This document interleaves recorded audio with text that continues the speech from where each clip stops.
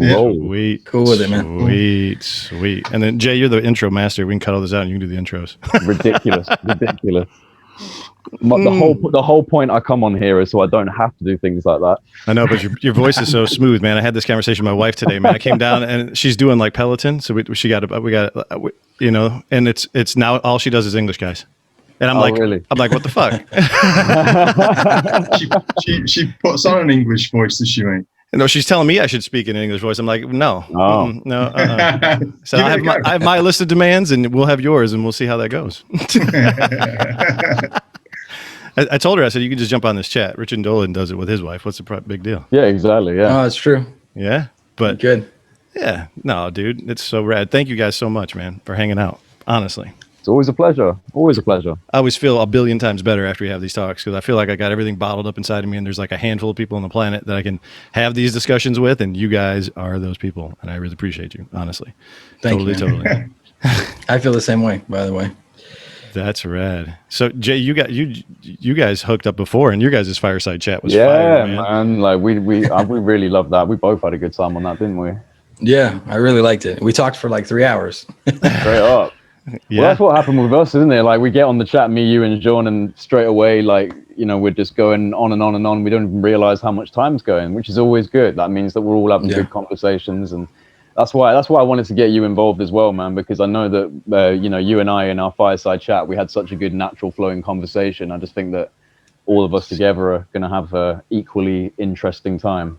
Yeah, and I mean, if we don't do this kind of stuff, I don't think who will. Like we're really going to go anywhere. Like we have to do these kinds of things. Yeah.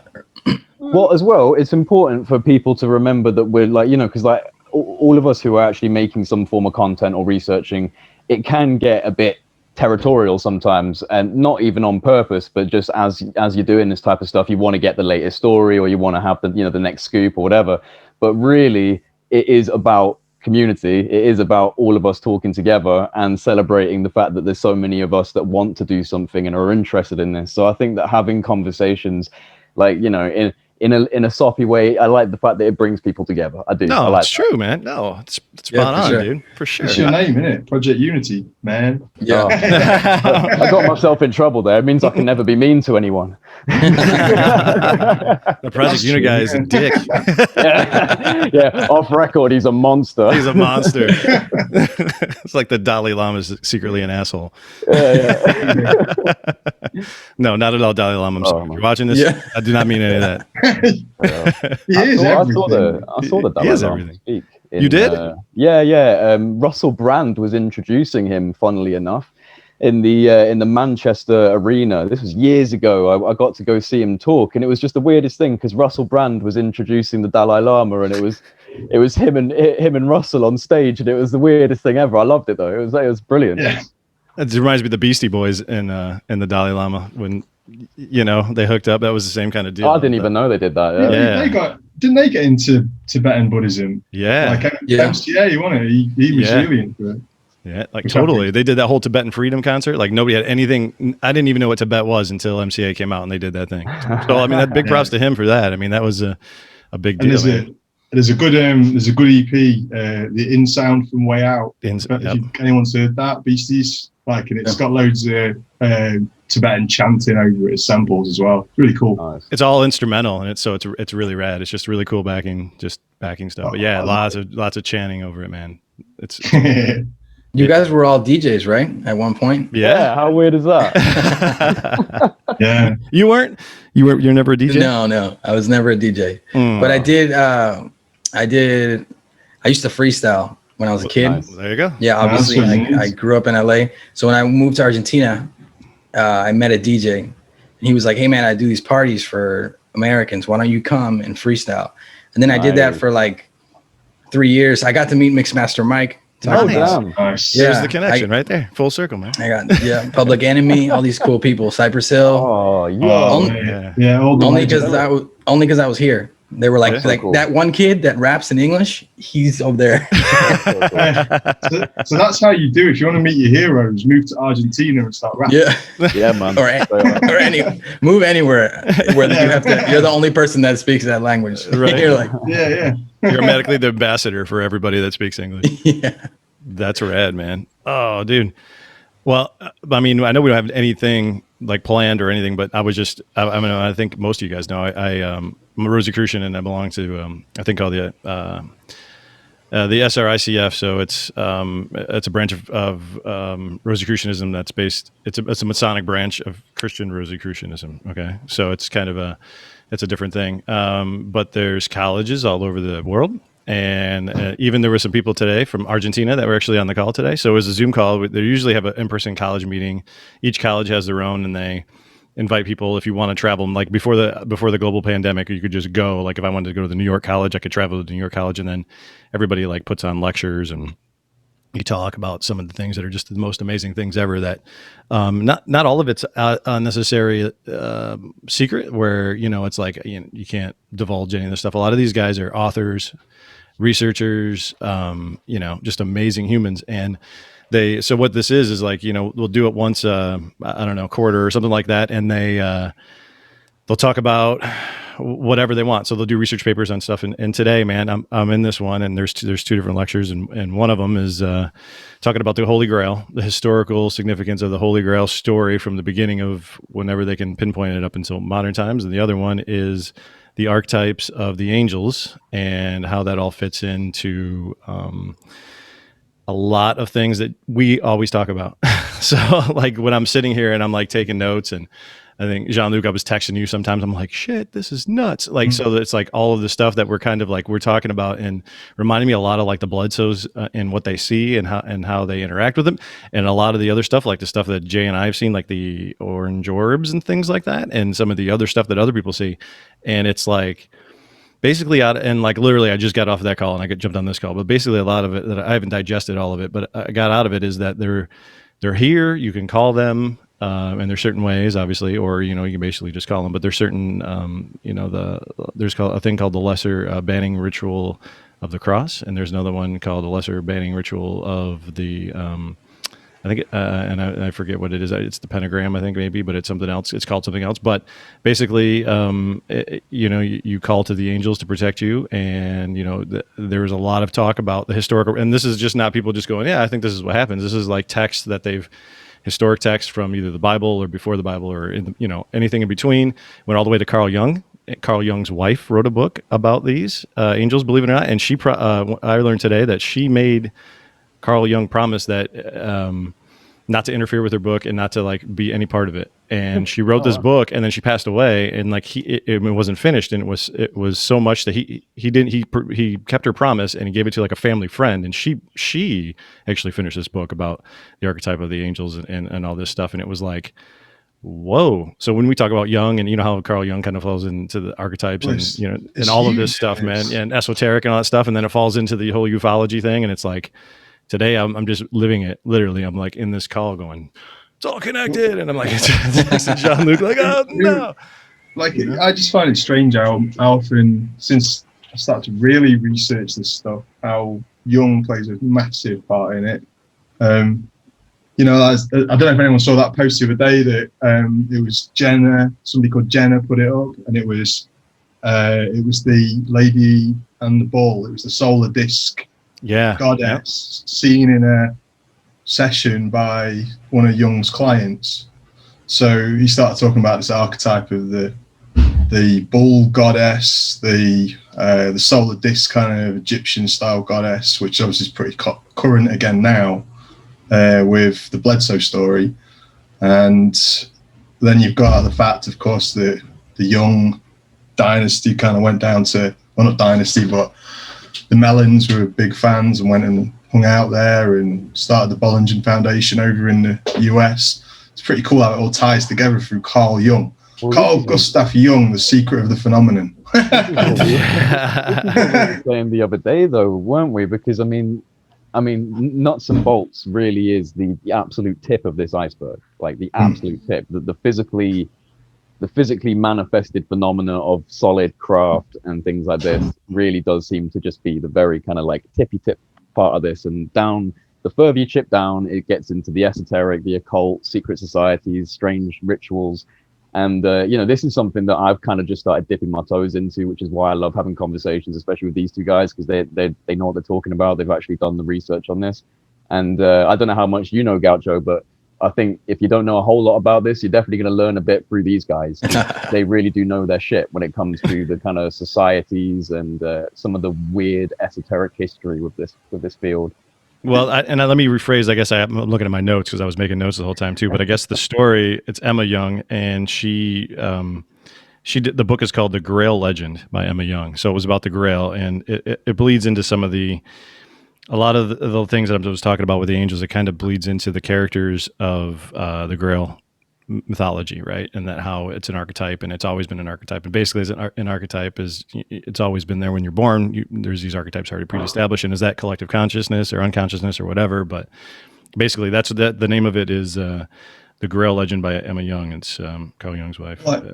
I haven't read it. Well, I will do. Sounds amazing. Yeah. I'm sorry. I'm literally learning about this like an hour, not even an hour ago. So I just wanted to share it because like so many different things about all these conversations we have about this phenomenon. It's like, bam, and it hits me because I'm looking at it from all these different angles now. And I think there's a lot of people that just think it's nuts and bolts and all that stuff. And, and I think Grant Cameron was always the one that was always like, he thought so too. But then he did like a 360 at some point, where there is that, but there's this other part. And I just... There's psychology behind it. And I think that the way that we perceive whatever happens out there is obviously based off how our psychology wants to deal with it, our personal psyche wants to deal with it.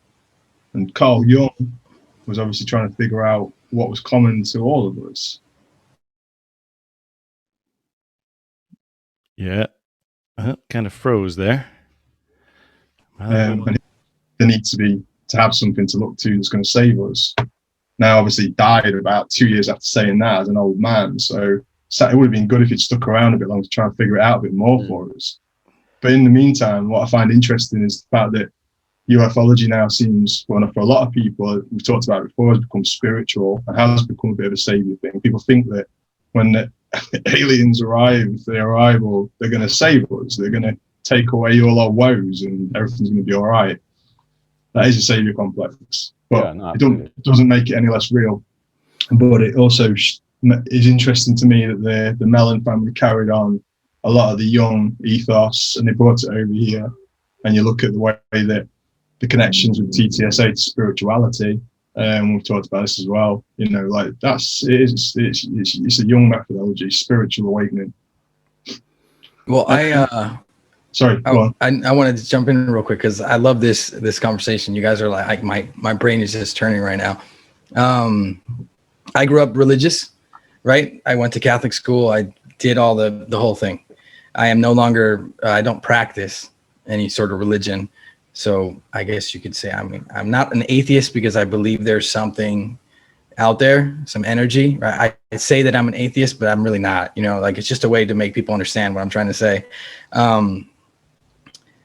But if you just look at, like, I've been doing this recently a lot, looking at like just everything in a basic way, right? Just grab the Bible for 2 seconds. Just go to a church for 2 seconds. Look at the painting on the wall of Jesus flying out of the sky or anything. And I've tried to explain this a million times, and people sometimes will be like, no, but that's an angel. Yeah. And I'm like, first of all, we call it an angel, but if I were to see that if I saw a guy with wings or a guy just flying out of the sky and land in front of me, the first thing I would think is, well, this guy is not from Earth. One man's angel is another man's alien. Basically. It's an alien. I mean, it's just people have this idea in their head that alien means the Greys or little green men or something negative too. People like attach this negative word to the word alien. And look, illegal aliens, right? My family when I lived in the States, I was from a family of immigrants. So, and at one point they were illegal aliens, but it was like a negative thing, the word alien. So anytime you say like, no, but it would be an alien, that's the way you would classify it, as an alien being, because it's not from here. It doesn't live down the block from you. You know what I mean? It might, but it's not originally from here. Sure. Yeah, Bob Bigelow says they do. It's sad how that terminology gets pulled into that. Yeah. But like it's funny though, isn't it? Because like, they're talking about angels, and if an angel came to you now and was shining white being and stuff, but I don't know, I could probably deal with that better than a spinning wheel of fire with eyeballs all over it, man. Like like the classic Ezekiel stuff. Yeah, it kind of makes sense that when you look at the Old Testament and one of God's favorite sayings in the Old Testament, and is do not be afraid every time they appear, because you know what I'm saying. It's like, well, it must be pretty scary, man. Yeah, Diane Pasulka has said that in that interview with Lex Friedman. She was like, I don't want to see one. She's like, it's for sure. Because the first thing they tell you is don't be afraid. And it's like, well, why should I? Why should I be? Because it's the fucking scariest thing in the world. Well, you know, it's a funny coincidence because I was literally today reading the part of the Bible of Ezekiel's wheel, because I was just like, oh, I want to read that again. I want to remind myself how it was described. Dude, that thing was something beyond this world. Like, you know, it could be angelic or spiritual, but it happened. Like the way it's being described, it doesn't sound like a metaphor. It doesn't sound like it's kind of meant to represent anything. The dude saw this shit coming out of the sky and like he wrote it down. Yeah, he wrote it down and was like, you know, this is what I think it is, and that's where it's been carried on through time. And it's like, you know, exactly what we were just saying. Is it ET? Is it angelic? Is there a difference? Like, is it that he was foraging for food that morning and what was in his lunch was an absolute shitload of psilocybin? Exactly. And that's the reality of it. I watched Nowhere, you know, the newest one by Aronovich. I can't remember his name is. I haven't seen it. Well, watch it because it's amazing. But in that, it makes a big deal about Enoch, you know, to what Enoch, God, Enoch in magic and all this. Before they go and like have these visions that are depicted in the Old Testament, he makes a little brew up, and him and Noah, cheeky little brew. So it takes it back down that route of like kind of like ancient religions mixed up with some serious psychedelic rituals. Yeah. Well, I mean, like, you know, you go far back enough in time, pretty much every single society had its own way of getting into psychedelic space. Like, you know, different potions, different plants and herbs and substances. Like every single culture had a way of doing this, and it's only been in the very recent times, and really specifically more in the West, that we've gone, no, these things are really terrible. Forget the thousands of years of this that may have contributed to our entire civilization and complexity of the human species. You know, disregard like, that. I really do think that that's coming back, though. I think that's like, it's like a bell curve. It is coming back round to like us respecting these things, but through a scientific paradigm now, where the scientists are going, actually, these things have loads of different applications that are really, really good, especially for mental health and things like that. And so I think from this point, we're going to leapfrog into seeing these things being utilized, especially in Western society more, which personally, you know, just from my perspective, I think that's a good thing. No, it's a great thing. You know, the thing that always baffled me too is like, I agree with all of that. And then you've ever read, and I could be completely wrong, but I think that there's definitely some species. I think there's deer and some other species will actually seek out and eat.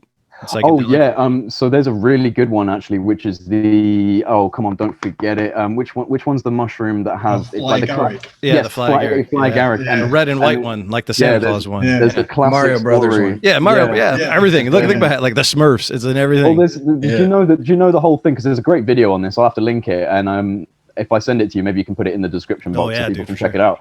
But it's a video about how Santa Claus is a mushroom, and it's basically about how this Siberian myth, like this Siberian tale of the shamans in Siberia who would visit people's houses and drop the mushrooms through the chimney. No, they would go through the chimney. The doors were snowed in, so the shaman would go through the chimney, and the present was the muscaria, the muscaria mushroom.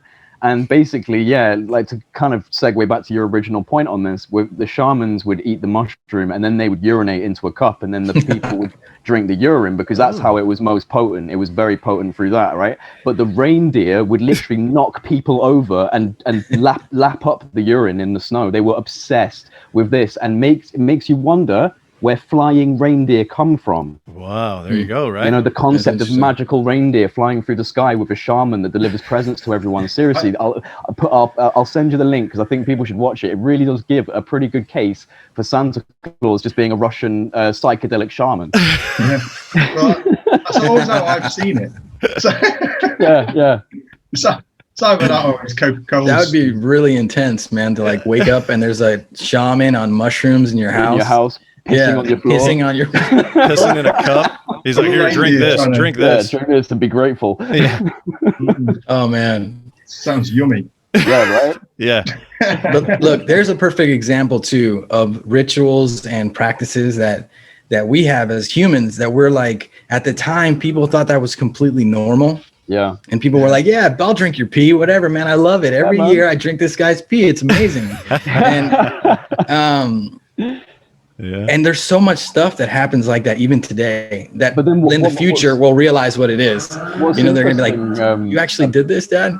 Well, what's interesting about that as well is the fact that these things started off as these strange, esoteric, slightly psychedelic rituals, and then you know, especially through things like Christianity, have been channeled into a very kind of small, diluted version of what these things are. And you know, look at Christmas, and you know, if all of these things are actually symbolic of pagan ritual and psychedelic experiences, you don't see any of that directly attributed to Christmas anymore, but that seems to be the entire origin story of things like that. And so it's just interesting how we kind of get rid of all of these things, like no, we're not going to talk about that. No, that's embarrassing. We're not going to talk about our psychedelic history. Just unwrap your presents and you know when people say like the phrase "away with the fairies"? With the fairies. Man.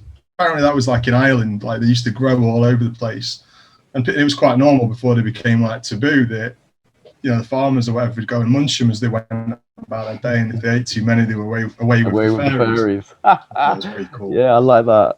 I like that.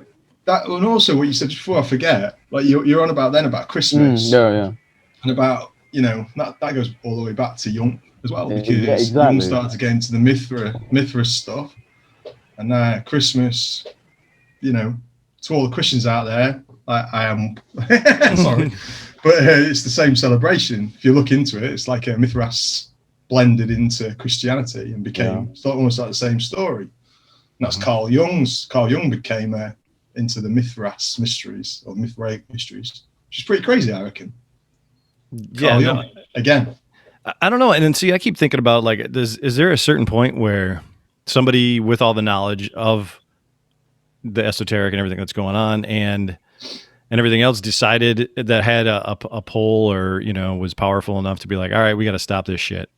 And like, we know this is real, and to keep our order or to keep a control over all this shit. And then we're just going to like, it's going to be illegal. Nobody's going to be able to do it. We're going to hide all of this shit, and it's just going to be fairy tales and whatever else, so we can just do whatever the hell we're going to do in the background, right? It's easier to control people if they themselves don't feel like they've got any power. So if you take away the idea that you can communicate to God through, you know, transcendental experiences, and instead of that, you need a third party, a priest, a pope, a bishop, to speak for you.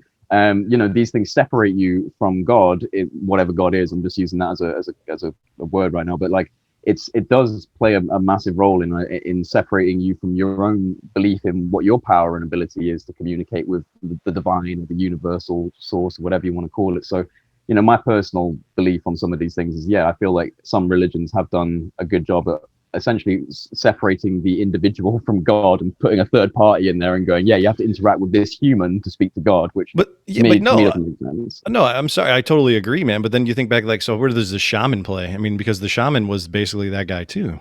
But the shaman was more like, but he was like, I'm going to pee in this cup and you're going to drink it. And we were like, cool. Like, you know what I mean? So like, I mean, there's always that separation, but I think in a lot of ways, the shaman was more like teaching you, like, okay, you know, I think there's a lot more. Yeah. There was a lot more. Let me help you get there, so you can do it yourself instead of just coming to me, right? I think maybe I don't know. I'm just theorizing there, but yeah, I think so. I mean, no, of course, I would assume that.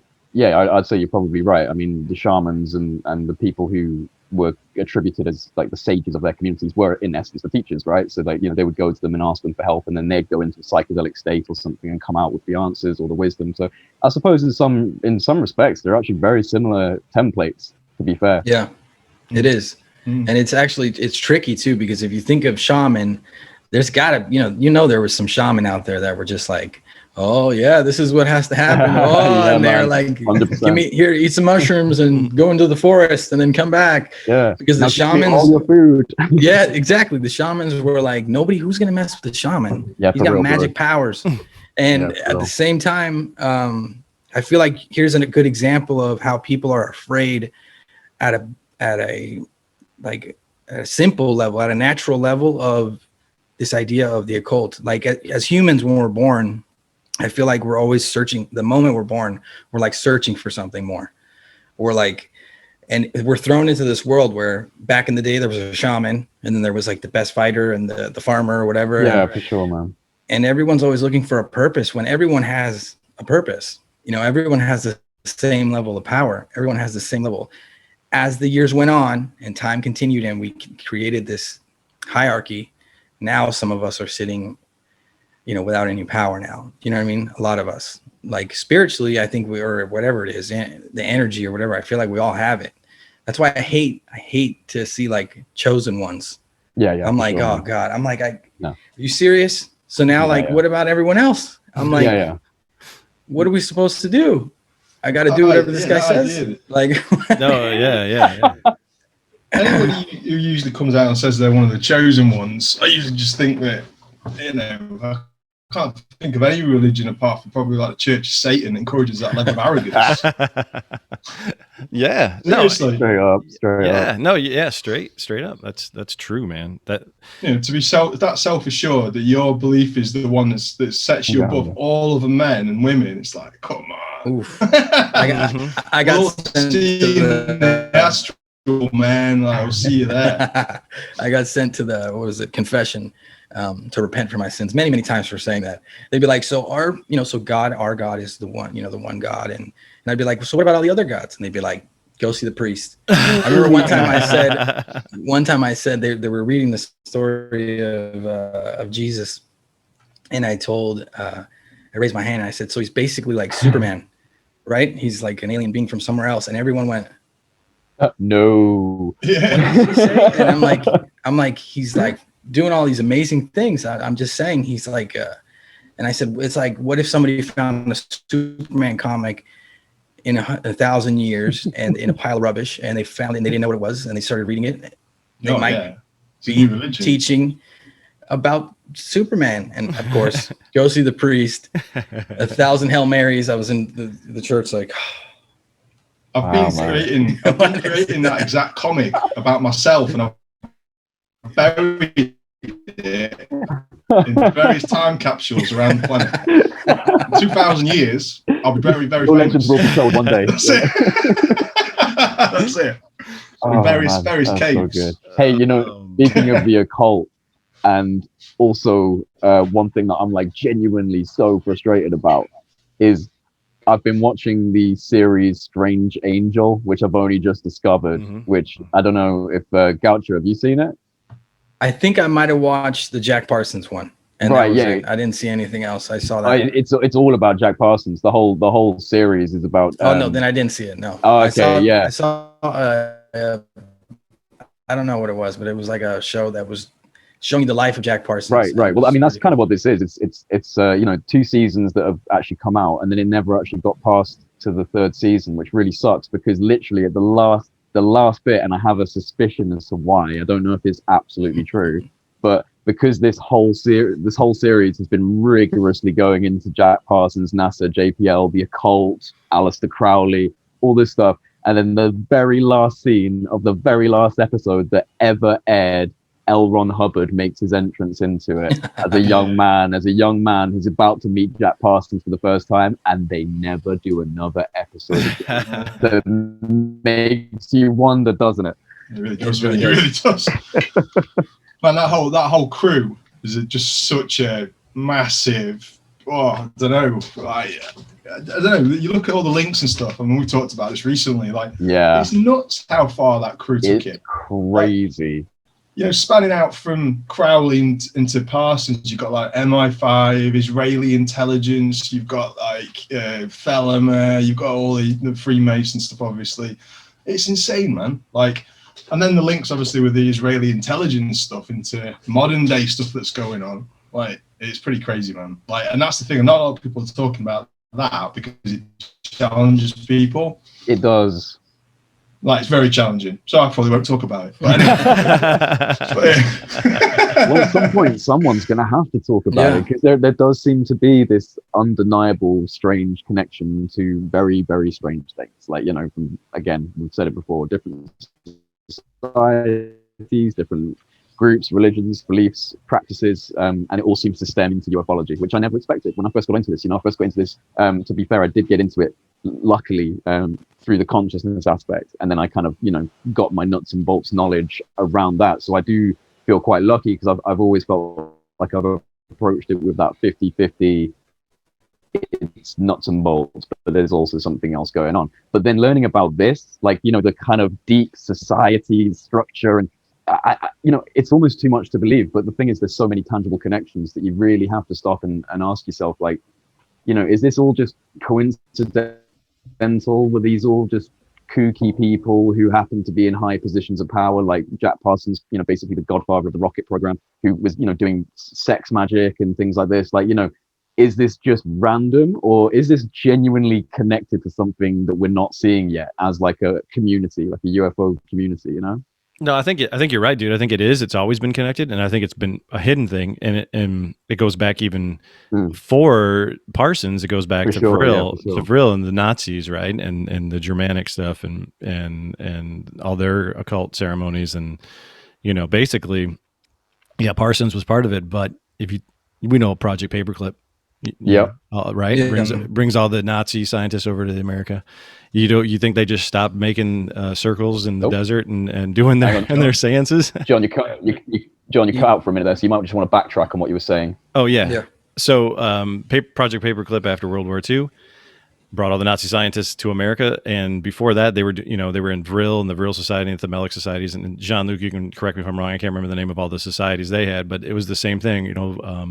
Blavatsky and all these other esoteric people that were communicating with entities that were spirits or aliens or whatever you want to call them, right? They were having these magic seances, rituals. And like I said, do you think they just stopped that shit when we brought them to America? No, they just came over here and did the same thing, and they just taught other people to do it. Especially as well, like, did you see? I mean, I've talked about it earlier on. I've weirdly seemed to have got in touch with Chris Mellon's third cousin, who, he's actually the grandson of Paul and Mary Mellon, who were the young guy, the Carl Jung's students. And obviously Paul Mellon went on to be one of the founding fathers of the OSS, apparently, according to many things, along with Alan Dulles. And check this out. Guess who else, apparently? Carl Jung. Imagine that. Ding, ding, ding. Yeah. So, out of the OSS. And also what he said in that little thing that I found was that instead of 1,200 paperclip scientists that came over, 5,000. Wow. Yeah, I heard that. Yeah. Scalar weapons, nukes, serious shit. All through the the sort of Spanish, what do they call it? The rat lines. Yeah, the rat lines. Yeah. Argentina. There comes full circle, Gaucho. Right back at you, right in your backyard, my man. What are you sitting on over there, dude? Mm-hmm. Oh, but there is, isn't there? There is a big, there's a big story that a lot of Nazis came out here and were hiding here. And anytime you see a movie, too, they're like, the Nazis are either the Nazi that gets away is like, I'm in Argentina. Yeah, always Argentina. Oh my God, I never thought about that. It's true. Yeah, and anytime anyone escapes, they're like, now he's in Argentina. So why is that, Gaucho? What's your take on being in Argentina and how it is? Was Argentina just like, yeah, fuck it, come on over? Let's just out? There was a mass exodus, wasn't there? There was a mass. Were you guys just having your own circles and doing the same shit down there too? Oh no, you guys! I'm asking for a friend. There's the same.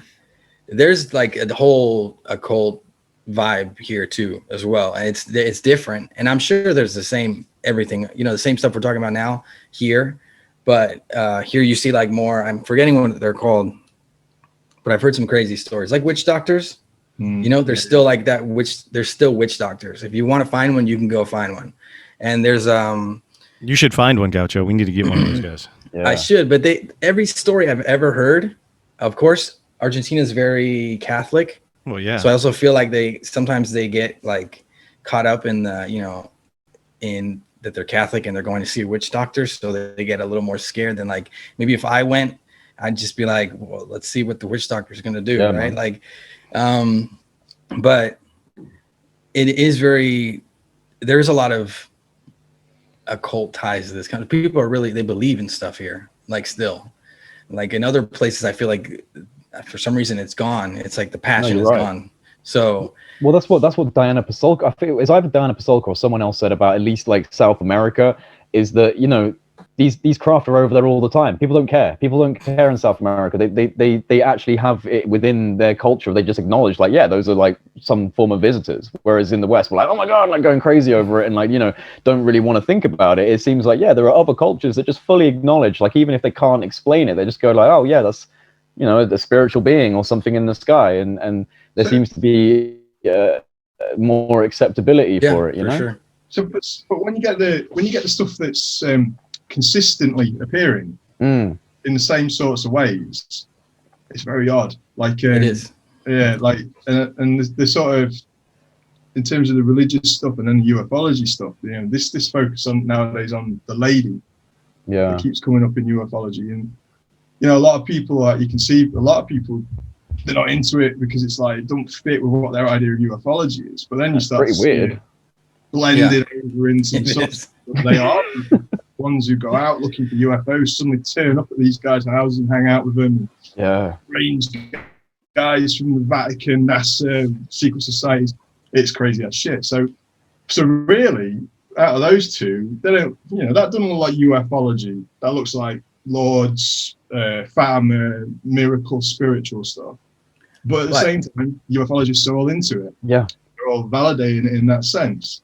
But guys, if we start to think that like the aliens are the gods of the past, then it all everything ties together, because it's, then the occult makes sense, right? Then everything makes sense, because it's like the Greek gods, the Sumerian gods, exactly. Like, you know, like, and that would explain why that's, you know, the Bledsoe kind of story seems like it has that essence to it. It does. Where it's like what I was telling somebody the other day, like, how do we know that? First of all, what I thought was fascinating was, I think Chris said it in your interview, Jay, when he said that his family wasn't the only family. Yeah, there was 3 families. Yeah. Like that. At least 3 that NASA was dealing with, is what I remember him saying, right? Imagine how many other families there are. So we got to hear the stories of all the other families, because maybe the lady's appearing to one family and the other family seeing like Thor from Ragnarok. You know what I mean? Quite honestly, they don't want to hear it, man. Like, anybody that's ever, because reality of it is as well, is that loads of people see what they think is the lady. It's a common thing throughout time, and you know, especially people of Christian values, because that concept of a glowing white holy woman, the thing that sets it aside is the fact that apparently it wasn't a Christian deity. But you know, a bull and a woman, it goes through the entirety of time, like from the Sumerians, the Egyptians, like the Hellenistic Greece, like it's all there. They've all got the same legend. The Native Americans, that's the one that always trips me up too. Is the white buffalo calf lady. Yeah, and it's always there. So it's like this idea of, you know, a female deity, a goddess with a bull attached to it. You know, like I always get the feeling it's divine feminine and masculine. Like the bull is divine masculine, the female is divine feminine. Like that's just my like basic concept off of it based on visuals. Yeah. I got a story based on that. Like the Sumerians believed it was the bull of heaven being taken on by Inanna, and Inanna, to, you know, prove her worth after defeating, I can't remember what it was, Dumazul, I think his name was, ended up having to sacrifice itself for the good of humanity. Yeah. It's the Jesus story. Yeah. And Inanna's the goddess of like fertility and also war, if I'm correct. Yeah. And then you go into Egypt and you've got, you know, well, the story's not the same, but in terms of the corresponding goddess, you've got Hathor, which is the bull, the cow goddess with the solar disc. And that's the one that the Bledsoes are talking about. Well, you know, so Ryan says the name of the lady is for them. I mean, Hathor is a multiple personality being, from what I've read, you know, divine, feminine, nurturing deity is Hathor, but she's also can be Sekhmet, which is war, destruction. Sounds just like yin and yang, really, duality, contrast. Yeah, and from what I've read, it goes. There's another one too called Nut, but Nuit. Yeah, I think is like I can't remember what the actual properties of that one are, but when they all come together as one thing, like a trinity. You see, it's mad because like we talk about this stuff and it does sound like, you know, you're just talking about abstract concepts that have been made into personas. Like, you know, you combine these three deities and you get this, but at the same time, people are seeing it. So it's like, what is going on? Like, and I said this to you guys in our last chat. It's just like, you know, imagine if, even for us who have been looking into some pretty outlandish stuff in the UFO community, could you imagine if life really there is prophecy, like there really is like some underlying stuff with deities and goddesses and things like that? I mean, I don't even know if I'm ready to fully integrate that into my life, like, you know, and what does that mean? And but the thing is, like, these people are having these experiences, and Chris, like you said as well, 3 families, I believe, that they were looking into through NASA. And I've never, what's it called? I've never put my experience out, like to MUFON or anyone else. You know what I mean? I'm forgetting the one word that's a really basic word, but I haven't reported. I've never reported my experiences. I've had quite a few, never reported them. And neither of you. And so it makes you wonder, like, how many people are we really in the minority in the UFO community when it comes to strange experiences, or is it just the reporting that's in the minority? Well, I knew MUFON existed when all the things happened to me. Yeah. But all I ever heard about MUFON, let's face it, like, I mean, apart from when you watch TV and they appear as specialists on a, well, let's face it, all those shows are kind of the same, aren't they? Yeah. Like, it's on the same damn show. Like, yeah. I'm an expert, whatever. And then they come on and they're slightly weird. And like, they're just, and then you hear like from actual people who actually have reported to them that they've then been slandered or their story's been twisted, or the director of the American branch is a paedophile or whatever it may be. Yeah. It doesn't really help with the message, does it?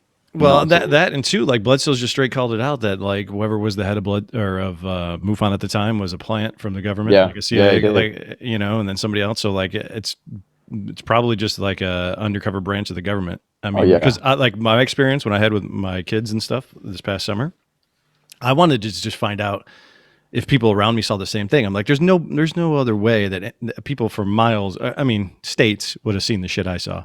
Somebody's had to go on there and saw it. And you know, like I got my neighbors and shit, and like, look, and binocular, you know, like everybody had to see this. And I'm just like, hey, how many people? Like I wanted to go see, like, did somebody see it from Michigan, like above me, like from a different angle, like, you know, what was it and all that shit. And that's really it wasn't, you know, and after I submitted it, I was like, well, fuck now I'm on the database. but I was before anyway for other shit. So it doesn't really matter, but you know what I mean? Like, but I really want to see. And the guy basically was like, yeah, it's probably weather balloons. And I'm like, are you fucking kidding me? Yeah, I'm like, you that's the thing. Kidding like, me? It's 2020, dude. Oh, you know, that explanation when people, if you think you've seen a UFO and you've recorded it, or even if you've recorded it, and someone says that's a weather balloon. That's a balloon. But when you were watching it, you were like, it really wasn't. Yeah? No, he was like, great video. He was like, great video, great pictures. Probably a weather balloon. Yeah, yeah. It's wanking. It's like somebody's just gone and taken the biggest piss on your bonfire ever. Yeah. Come on, man. Like, and not even with the hallucinogenic drugs either. Not even with the hallucinogenic piss. It was just the regular piss. Not right. Not right at all, man. But people do that all the time. What, like the people that work at MUFON, right? The in-field investigators and all that kind of stuff. They're just like us, though, really. They're just normal people. It's like if I went, and I'd say the biggest thing I think we all deal with being openly out here and talking and doing these things are people that are like, no, that's not real. That's some gas. That's this, that's that. And you're like, okay, like whatever. So you really have to, it's almost like a journey for yourself. Like the experience you have is like, that's for you.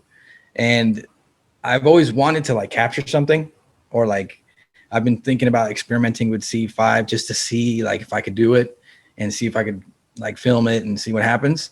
And I'm just afraid, like, Gaucho, that's never going to happen, bro. You're never going to be ready, like with the camera sitting there. Well, I'll tell you one thing, man. I've had quite a few successful C5s and I've never filmed it once. Because every single time I've gone out with a camera, and I'm not even being funny, some people might roll their eyes at this, but I think this is legitimately what's happening. When I go out with a camera with the intention to film, my intention is no longer contact, no longer contact for any sort of peaceful reason. It's just a film. I want to get it on film, and that's what's going through my head. And they don't turn up.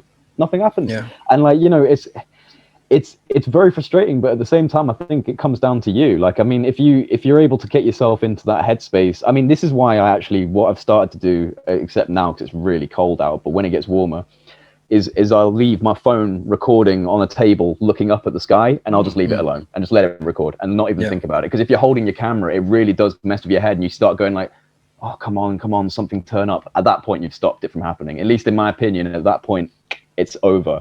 So you've got it's a very delicate balance of mindsets to get this to work. I think it's very strange. I don't know how to do it really. I can't explain it. Well, it's like how Sky Hub would be amazing then at that point. Yeah, I mean, if you had one of those Sky Hubs that are just outside your house and you forget it's there forever, and you just go do your thing, then yeah, I know. I'm gonna hopefully get one. Well, I mean, so that's the concept of it. You get a Sky Hub and it monitors your sky and then loads it to the hub. That's essentially what it is, yeah? Well, it's a Sky Hub's kind of like it's an interesting thing. It's like computer learning algorithms inside. There's a lot of fancy tech and software and stuff going on in there. And so you've got like multi-spectrum signature reading, like electromagnetic and radio frequencies and things like that.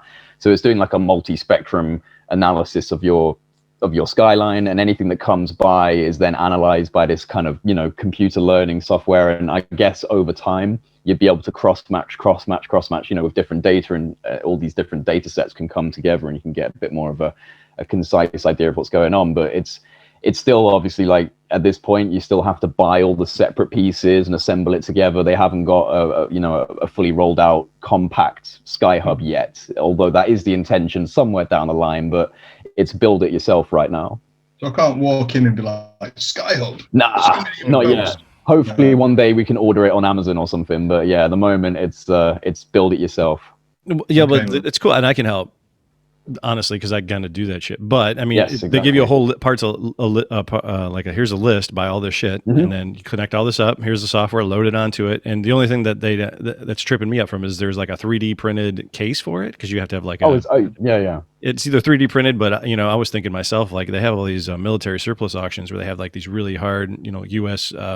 Airtight, watertight cases you can get on eBay for like $50, $100. Yeah, you can probably use that. Yeah, just drill some holes in, make that thing work, because you just got to stick it outside or whatever. But I mean, that's the only thing for me that stopped me from doing it, because I'm like, I don't have a 3D printer, I don't want to dick with it, But if I got one of those, it would make sense. But yeah, I mean, Bob McGuire is like a big part of that, and sponsors and does a lot of shit with that. And I mean, it's real cool that cause they got it, like they know what planes are in the air, what satellites, has all those mappings, so it's not a plane, it's not a satellite, it's not yeah, all that shit. So it's really cool to think about it. But I mean, like you said, I mean, if your conscious intent is like you on the phone, and at the same time too, like we've had this conversation before in different talks, it's just like we can have the coolest video in the damn world, where a orb shows up and drops in front of you, and a being appears, a lady comes out and walks out, and everybody be like, that's bullshit, that's not real. Yeah, that's CGI, that's totally CGI. Look at it. Yeah. Or like, anybody, nobody believes it at all. So unless you actually have that experience yourself, or I was wondering, I've been wondering what the Goldilocks footage is, because if it's too crap, no one believes it. If it's too real, no one believes it. So there's somewhere in the middle. You've got to have enough pixelation, enough bad resolution, but enough clear. What's the Goldilocks here? Like, what do we need? Well, it's like, in the 50s, like, I mean, have you heard of Valiant Thor? Valiant Thor. Yeah. Interesting. Right, so this dude, apparently, as part of the story, turns up, and he's from Venus. He's from Venus. Yeah. Everyone was from Venus in the 50s. Yeah, right? It was always Venus. But nobody ever came for Uranus. I'm just going to put that out there. Nobody came for Uranus. Came from Uranus. And one guy did, but he was a real arsehole. Sorry, Sean, please continue. Oh, that's perfect, man. So he comes and like, he looks like kind of, I don't know, man, like you should be on Bonanza. Like, it's got wavy hair, and it's just a regular dude, 6 foot tall, like you wouldn't, it's not an alien. So not what we think of as an alien. It looks like a human being, a humanoid, normal guy with a hairstyle. Now, I'm not saying I believe Valiant Thor was a real alien, but if that was the Goldilocks, this idea that they're humanoid, they're very much like us, how would we even know anyway? Yeah. But I could, if I, you could say to me right now, well, actually, I am an alien. Yeah. And this is it. This is disclosure, all right? And I'm telling you right now that I am from Aldebaran, and I came down here with the Vril Society. Now, how's that? you'd just be like, this guy's a maniac. Yeah. But if I look like a ball of electricity, like, tentacles occasionally manifesting, like maybe you might believe me. I don't know. Yeah, maybe. Yeah. Well, But so how screwed are we then that we have to accept that an alien or the Goldilocks stuff has got to be that bizarre? What if it's not? Yeah. I always thought, like, how strange is the Nordic alien thing? I'm like, what about, so like I could never be an alien because I'd be like, oh, I'm an alien. First I have brown eyes and a black beard and black hair. I'm not tall enough. I'm not like shining when I walk in, you know what I mean? And I was always like, what's the deal with the Nordic aliens? I was like, why I've never heard of like a black alien or a Latino alien. No, or an Asian. I've heard some cases where it seemed like they had some. Well, the Nordic stuff, like, it's just scarily kind of Aryan. Yeah, it is scarily Aryan. Like, and this is where it all seems to tie into like this idea that the Nazis believed that they contacted some sort of beings. Yeah, the hyperboreans. That's what they called them. Yeah. With a link to, again, that's why I was messing around about Aldebaran. Like, I mean, that's read into it. They believe that they contacted beings from Aldebaran.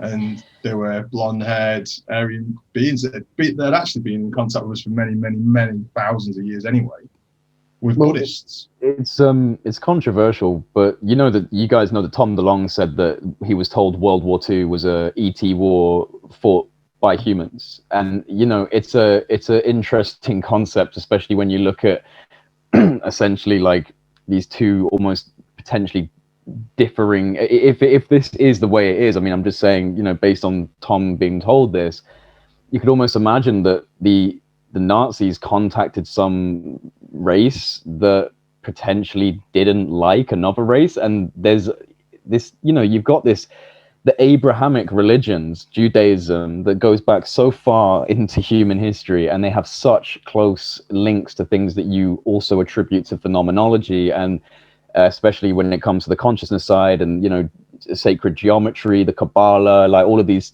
kind of very esoteric teachings. And then you have these, this Nazi party trying to essentially wipe them off the face of the earth. And this is not the first time that, the Jews have been persecuted, throughout history. And it almost seems like, and I'm just saying hypothetically, of course, because I don't know, but it just seems like if that was the case and Tom DeLonge was being told the truth, then that maybe there's like these two different species that like really don't like each other, that have totally different ideologies, and they're using humans like, hey, you need to wipe out all of these guys because they're terrible and they don't represent the truth. And then the other side are saying the same thing, and the humans are just chess pieces on the board getting moved around. And, it's like, a lot of people have always said, like, why did Hitler model the Aryans on this? He had brown hair and brown eyes. He didn't even look like them. Yeah, maybe because something that did look like them told him that they are the perfect species or something. Maybe he was, I don't know. It's very crazy. I don't want to get into the whole like Hitler summoning aliens, but it's mad. Hitler, they reckon that Hitler was chosen as because he's a charismatic orator. He was a good speaker. Yeah. And, he worked. He whipped up the whole nation into a frenzy, like made them do abhorrent things, tainted like an entire nation's history forever. And like, that's power. But the idea that there might be people behind him and that he was there for occult purposes. Because like Christianity in Germany, I mean, apparently at the time, there's a lot of Christians there, but there's also a lot of old school belief, like, the Germanic, going into the Slavic kind of old school pagan religions. And like the stuff that the Vril were getting into, and before them, like the Tool Society, like it was all that. It was all the old Nordic, Germanic, pagan stuff, rune stones, magic, druids, the whole lot. And that's where kind of it all stems from. But the secret societies in Germany under Hitler were squashed. So the only ones that really survived were the ones that were under his thumb, under Himmler's thumb. So like, and that'll be the Vril. And, and that's how it went. But then, of course, at the same time, when, before the German Vril came up, there's the British Vril. So, I mean, that's the stuff I've found. Oh, is this Mosley? Yeah, the Vrillia Club of London, set up by a Swedish baroness, and members of it were, Oswald Mosley's mother, who turned into the biggest fascist Britain's ever seen, tried to, was Hitler's friend, tried to bring fascists into Great Britain. But they were looking into alternative energy sources, psychic abilities, like the whole lot, man. Like, it's all there. And the work that they were working on was stuff that had come out of the late 1800s work with, I guess, Blavatsky. That's the sort of theme it went with. And Blavatsky obviously was over in Tibet trying to find out the secrets of the hyperboreans. And then at the same time, you've got the British writer, Bulwer Lytton, writing about the Vril Society in 1860 or whatever. Oh, sorry, the Vril race in an underground cave system. All right, in Britain, that some miners find. Sorry, not in Britain.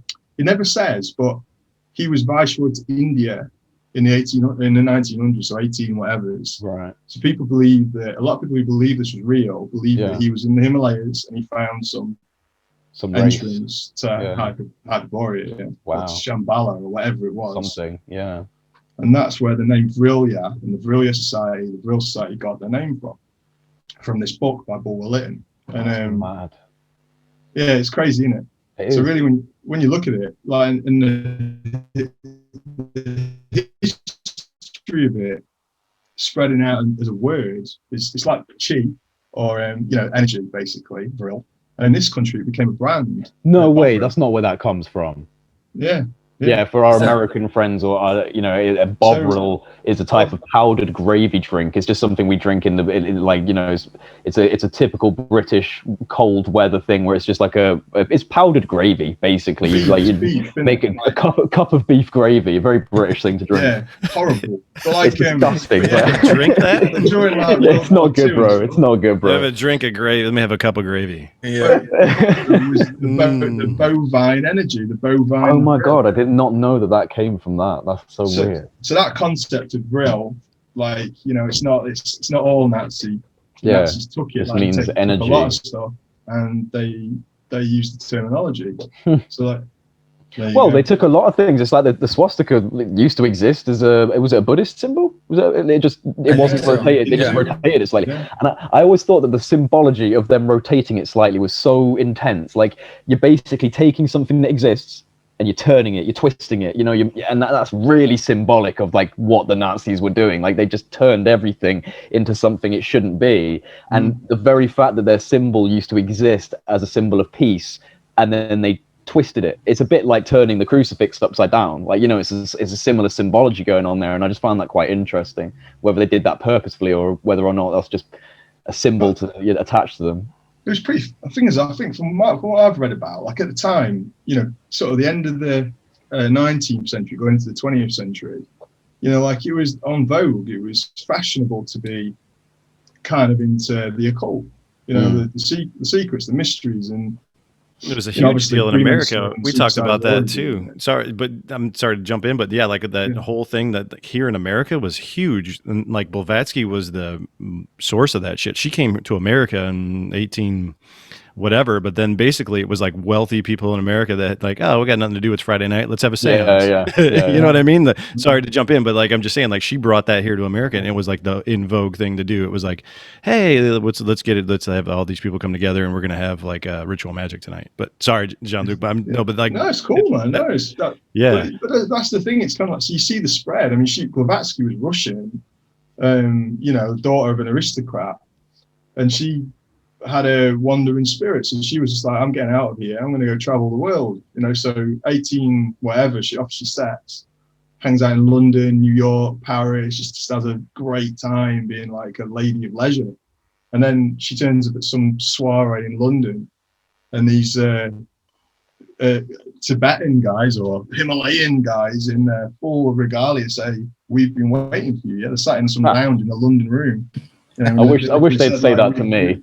Yeah, you're like the chosen one. Come with us. We're going to show you the secrets of the world. And she disappeared for 9 years. Wow, dude, that's and she'd been in Tibet learning the ways of the masters, apparently. Wow. Oh, that's a film. That's a film waiting to happen, surely. Totally. It is. So, but the people who then went on to meet with Blavatsky, she came back, founded the Theosophical Society, saying she'd made contact with other beings. That she wrote the Secret Doctrine. The Secret Doctrine. Like, got to get into it, man. But the Theosophical Society then influenced Crowley. Crowley then went and found Thelema. Thelema then leads to Babylon working, Jack Parson, something like that. And we're right back to UFOs. Yeah, you know. Guys, the moral of the story is there may be a way to use an occult practice to summon a being through a portal, and I need to figure out how to do that, because that might be the craziest thing. That might be the proof of the video we're talking about. No, that's I think true. you did. I already did. I may have done that, but I wasn't ready for it. This time, I'm gonna be ready for it. You've had some weird stuff happen to you, brother. You've had it happen in front of you, dude. I mean, like, you watched that shit happen, right? Yeah, because I'm not like John, right? So I just dipped my toes in, and I just started printing things and grabbing things and reading things, and I was like, I realized that I was like reading rituals out loud, walking around my apartment, like just messing around, like trying to figure out, because that's what it literally, looking into UFOs took me down a rabbit hole that took me to the occult. And then I was like, okay, I got to figure this out. There has to be some connection here. And then it kind of frustrated me, because I already had the ancient astronaut kind of idea in my head. And I was like, so if the aliens are gods, and they basically inspired or created everything, right? They've sort of moved us in a direction to evolve and to become what we are today. Then we need to figure out how to get into contact with them, or summon them, or do whatever to try to, we need answers from the gods, man. Like, I don't need them to save me, but I need them to give me, Excalibur. It's like, if they're real, Excalibur's real, and then we need to figure it out. We need to get the tech that they were using back then. You know what I mean? I was thinking about. Yeah, we may have it. We have it. What, Excalibur? No, well, that's what the thing that one of the Tom DeLonge interviews, man, that I think it was 16 or something, but it's probably Jimmy Church. I could be wrong, but it was like, what about and it might even been from the Secret Machines books too, but I'm sorry, I'm just getting all confused. But basically he was like, what if the history of time, these things have had such a control over us that we've never had the ability to fight back, but maybe now we do. What if now we do? What if now we do? What if now we've figured it out, and that now we can just say fuck off? I mean, if we wanted to, you know what I mean? Like, what if they're playing against each other? What if there's like the German Nazi ones, and they're using man to play against each other? What if there's a time now where we're like, yeah, we've back engineered your shit. Come at, bring it. You know what I mean? Like, let's do it. Maybe. But who was it? I can't remember who it was. It was such a good talk. Who was it that said it? And they basically said, like, the human condition and all the crap that we have to go through. It's like, kind of like, the idea is we're all connected and we're all one thing. Like, it wouldn't be that exciting if everything was great and dandy every day when you woke up. It'd become tedious. Mm-hmm. Yeah. So, as an omnipotent super being that's not even aware of its own personal existence unless it monitors itself through everybody else, it creates drama. It's like a soap opera. Yeah. So that soap opera, that massive ongoing drama plays out, and it's exciting because we're all the stars of that show. Yeah. Go on. No, I was going to say that that was what frustrated me, because I actually really care. Like, when, I don't know, a refugee drowns and ends up on a beach dead. I actually really care when people are starving in Africa, and then people are like, no, we need to get this tech because it might create a faster plane. And I'm like, no, we need to get the tech because we need to get free energy. We need to get people fed. Yeah. They can't just keep praying to something that's not giving them food. You know what I mean? They can't just keep. And if that was kind of what made me become kind of an atheist, right? Because I was like, if I see a kid born with a disease in his bones and he just lives till, for 2 years and he dies, I'm not gonna. You can't tell me that was his role he had to play. You know what I mean? That's the kind of stuff that frustrated me, that led me just to like look for answers. But how do we not know that that's his role? I mean, that's the thing, is it's so hard to deal with this because we are human and we are in the trenches of human experience. But at the same time, like, if there is a soul to each of us individually, I don't think that we can fully understand the soul's intention as it's going through this life, if that is the way it is. And I mean, because I can relate to people coming out of my life at times where it felt like they shouldn't have, you know? And it's like, well, I don't understand why you left, but that's the point. I don't understand why you left, and we don't. And so I think that it's important for us to not kind of like potentially look at it as that's definitely evidence for there not being a God, because why would God be so horrific to let a child die of, you know, like bone cancer at the age of 3 or something? And you're right, that is a fundamentally difficult thing to deal with when you're talking about this stuff. But at the same time, for me, I have this feeling that if we really are an infinite, immortal field of energy that doesn't die ever, then essentially, and I'll borrow from Alan Watts here, if you could dream any dream you wanted to dream, you would originally fulfill all your wildest fantasies. You would have everything imaginable, you know, everything you wanted. And after a lot of time of enjoying everything you wanted, you would start to think of different things that you wanted to experience. How far away from this can I get? How deep into this dream can I get? And actually believe it's a reality, no longer a dream? Can I convince myself that this is completely real? And so eventually, essentially what it was saying is if you could dream any dream you wanted to dream, eventually you would end up exactly where you are right now. And I think that that's the point, is like, if this is all about experience beyond all experience, just like life is just about life, experiencing life. It's like more and more and more and more, whatever it is, do it. At the ultimate level, all of that is just experience playing out. And at the ultimate level, I feel that you know, such a good guy, I'm going to borrow from Alan Watts again. It's kind of like a theater play, you know. It's like the actors on stage, the villains, the heroes, everyone in between. When they're on stage, they're playing a character. When the curtain comes down, they shake hands. They're not heroes and villains. The hero doesn't hate the villain. They know they're an actor. So maybe when this very realistic play is over and done with, the enemies of your life will greet you and say, hey, and you're like, hey, you know, we were just playing, weren't we, on this life when I was the Undead Gaucho, or when I was Jay, like we were just playing at this thing. I remember now.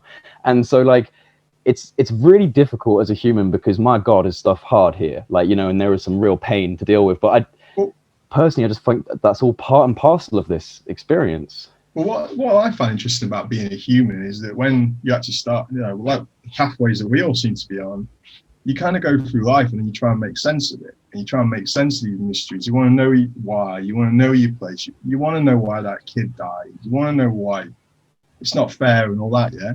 Like, we're constantly trying to find the answer. And this idea of, like, trying to become knowledgeable, and some people go on the road to enlightenment and they want to know everything.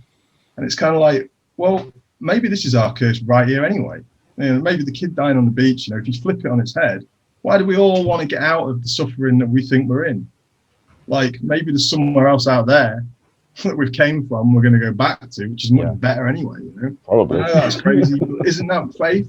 Like, it's maybe just, this is our trial right now, man. It's just those moments. It's just the moment. Like, because everyone always says the same thing to me, right? I hear that all the time. They're like, either, you know, now he's an angel and that was his purpose. He came here, now he's, you know, somewhere else, or he lives on forever. And I get it, right? But for that kid, when he was drowning, I know. In that moment, it's hard to reconcile. It's hard, and it's not always. And I'm not saying it's God. I'm saying it's the wars between man and God that lead to those things. You know, it's like, we live in a society where we're basically controlled down to the T. And we often talk about the matrix theory and simulation theory. And I say, like, just look out the window. You don't even need to see the numbers. And it's not like the Matrix movie. You have to walk down the sidewalk. You have to file your taxes. You have to go to war sometimes and you don't even want to go, you know, back in the day, not anymore. But in other countries, that happens still. You know, women get buried up to their necks and killed with rocks. I'm saying, there is some madness that is stemmed out through our species throughout times, and we need to evolve. And if there is a higher elevated being flying through the sky and taking people and interacting with us, and I don't know, like trying to teach us something, we need to grab it by the collar and say, teach us now, because look at what's going on. You're gonna let another, I mean, we were just talking about the Nazis. That's a good example of, even today you see it, of how humanity we experience, but we don't really evolve until we've killed millions of people, until we've blown a bunch of stuff up, until we polluted the whole planet. Then we're like, yeah, but we're growing. I'm like, look at everything we've done, negative, to get to the positive. It is the yin and yang, but also like without darkness, there's no light. But at the same time, we got to grow. If it exists, if there's a way for us to realize that we live in this, like for everyone to understand that we live in this magical reality, this magical universe, that there is more than just this, not just the 1% that use it, or, the occultists weren't just anybody, they weren't just your mom and pop shop guys at the corner. Some were, but not the ones we're talking about. Yeah, not the high up guys. They founded NASA. Yeah. And I'm saying we need to broaden people's minds, and I think grow their spirits, kind of, I guess. And I think understanding the UFO phenomenon and maybe finding answers to it and the occult and everything will help people really see, like, well, maybe I do live forever. Maybe I don't know. I agree with you, man. I feel like, me personally, like, just to put it in like just a couple of sentences, I'll let someone else talk. But I really do feel like the study of quantum mechanics, the study of consciousness, and the study of UFOs is going to lead eventually to a realization of what we're talking about right now. Yeah. And isn't that what Bigelow is trying to do? I mean, think so.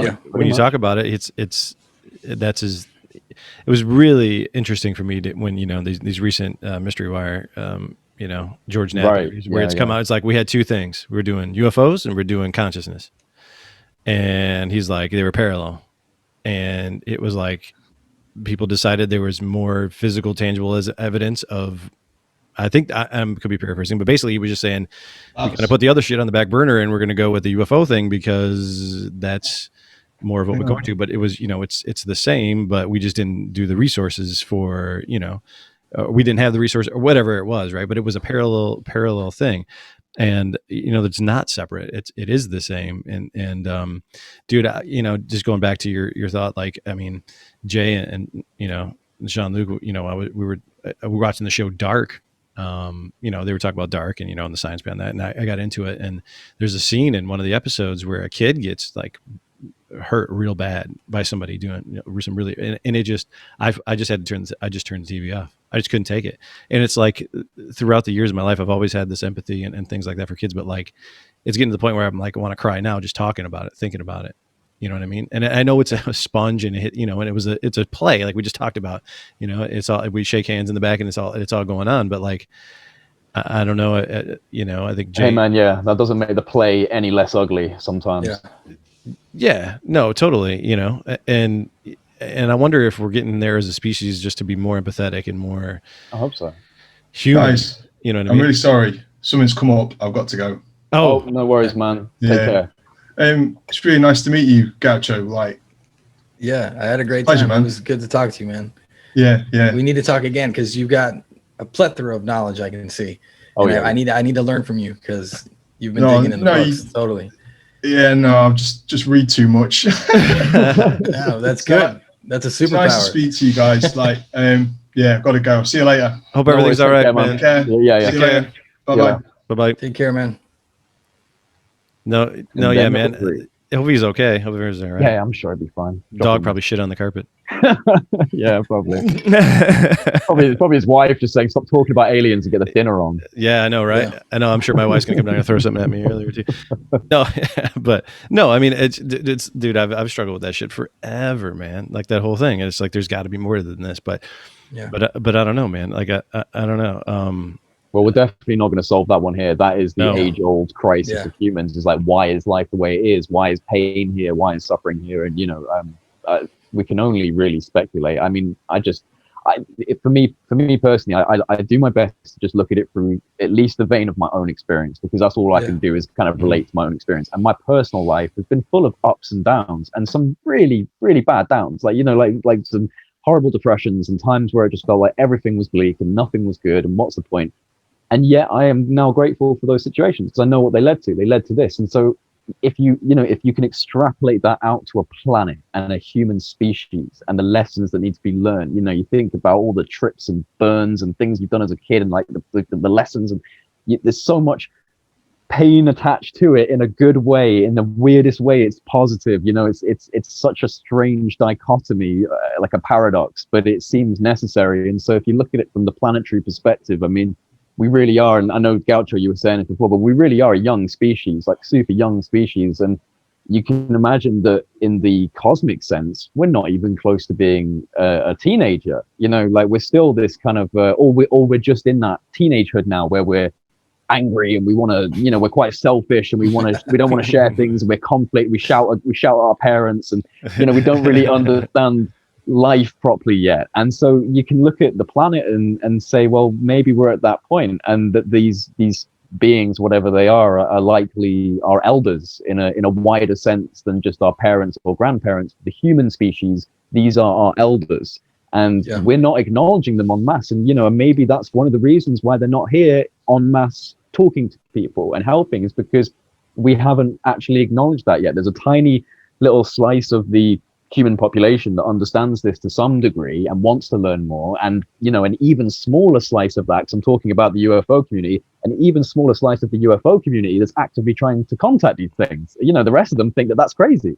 So we are so far away. I hate to say it, but we're very far away from openly as a planet, as a human species, acknowledging that there's other things out there that could give us wisdom. And I feel that, and obviously I have no idea, because I'm not a hyper intelligent alien, so I have no idea how they're thinking, but I have a feeling that at some level, if they came down and solved our problems, they'd be gods to us. And then what are we? We're useless. We can't help ourselves. It would not be a useful thing to do for the human species to essentially coddle them and take care of them and fix all their problems. Just like I wouldn't expect my parents to pay for my life, to pay for my rent, to do all my, to do my washing for me. I live on my own. I take care of myself, and I'm making mistakes, and I'm trying to become an adult, right? So I guess similar vibe, like, that they're trying to push us along as much as they can, but if they hold our hand forever, then essentially we're going to become a bit useless. No, but I do,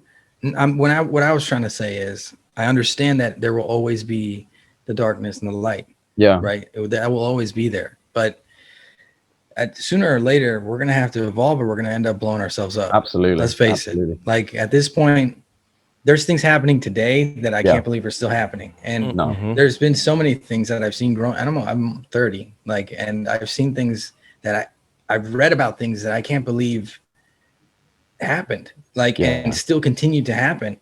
And I'm sitting here like, okay, maybe if we can solve some of these mysteries, people will snap out of it and realize that we're all the same species, at least, right? It's like, dogs are dogs, guys. There's different kinds of dogs, but they're all dogs. I mean, it's all I don't know if this is like a major simplification of the issue, but I have a strong feeling that, at least when it comes to poverty, crime, even to the point of where you're looking at the cartels and black market and all of this, energy. It comes down to energy. If we had a free energy system where people suddenly didn't have to pay for resources, and agricultural costs went to zero, energy travel costs went to zero, the ability to build infrastructure went essentially to zero, then you no longer have the disparity of wealth and the huge divide between poverty and the upper class. So I feel that if we solve our energy crisis, we really could be on a huge step forward to solving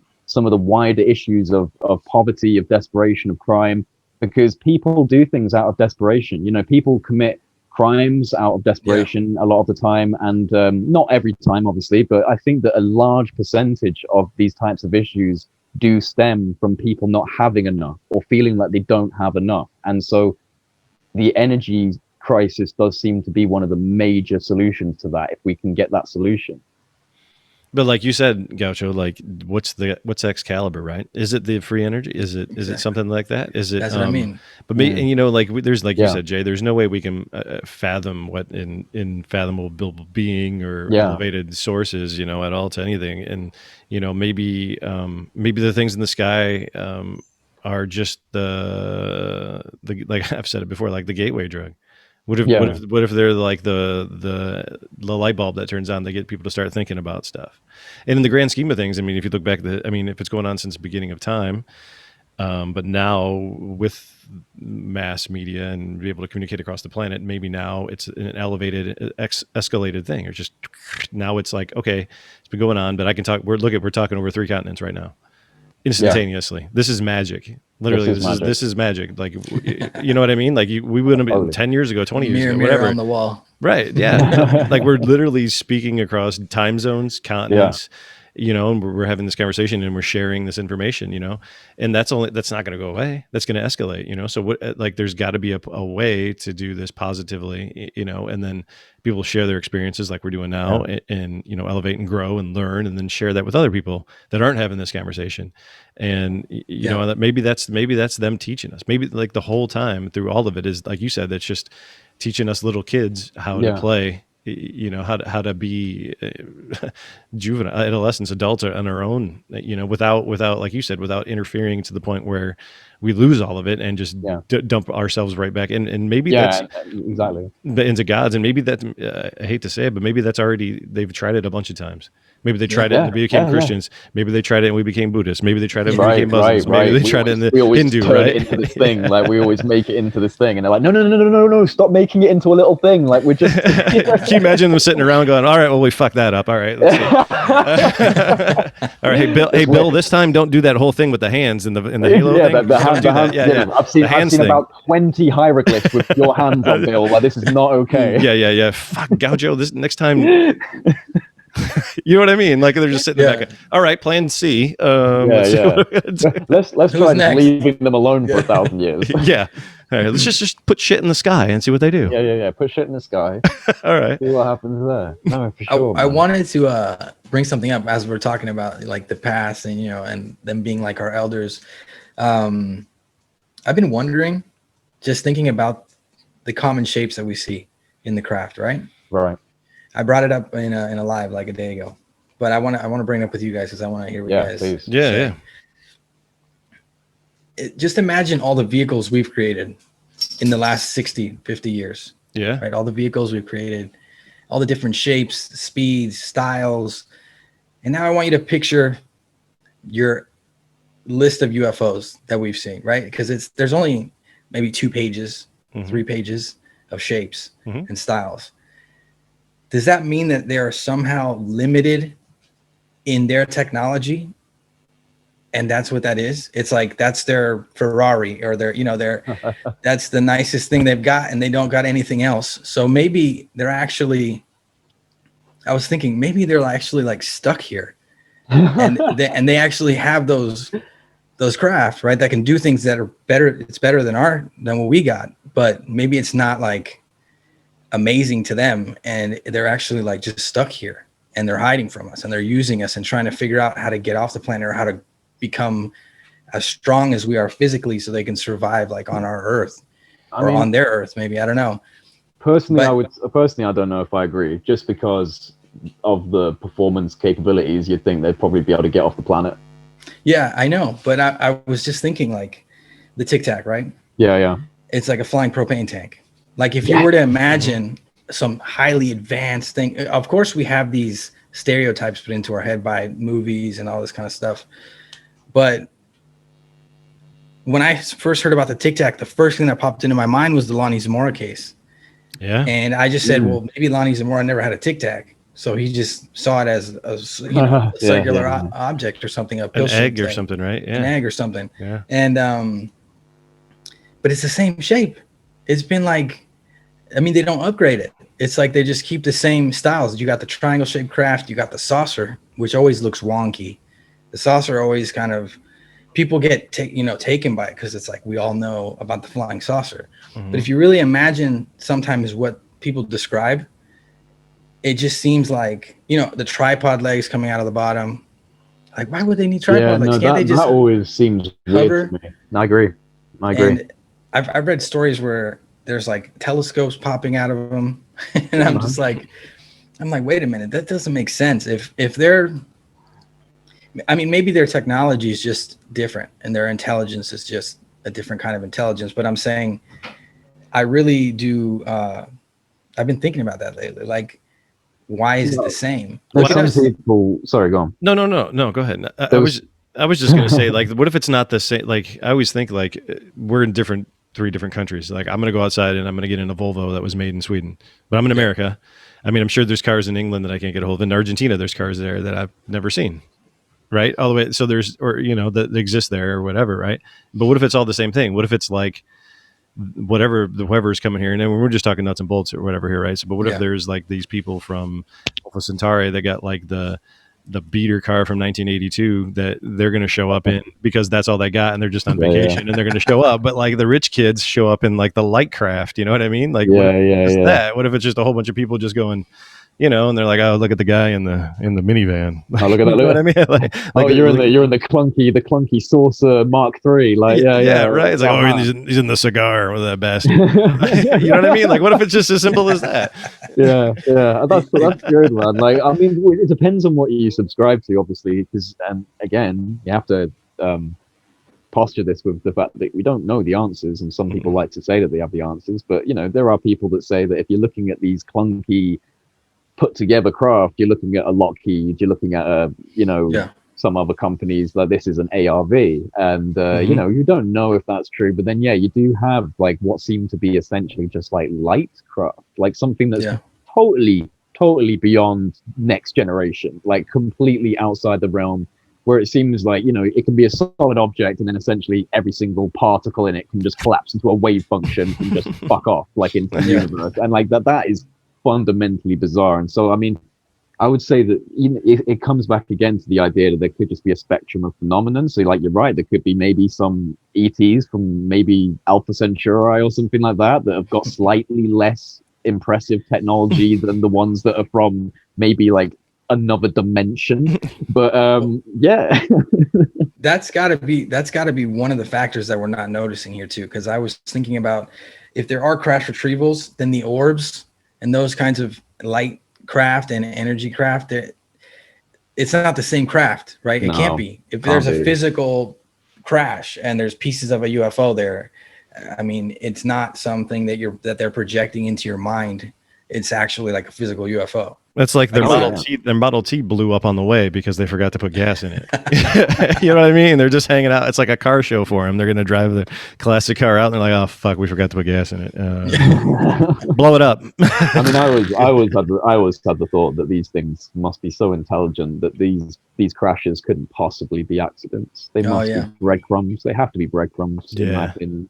Oh yeah. Well, but then we think of that, and I think there's always the gifting field, and we've heard about all that shit too. But the other part of it is we go right back to the whole battle with each other. Well, what if there's one side of them that doesn't like the other, and they're just going fuck off to each other all the time above us, shooting each other in the sky. And stuff. I mean, you've got that really famous piece of art from antiquity, and I want to say Switzerland, where you've got the aerial battle. Have you seen the like the triangles and circles and tubes? They said it went on for like fucking 5 days or something. 5 days. And we just go, oh well, it was hundreds of years ago. So they were lying. They were making it up. It's like the whole population. They saw a sky battle take place. Like like that is not okay. Yeah.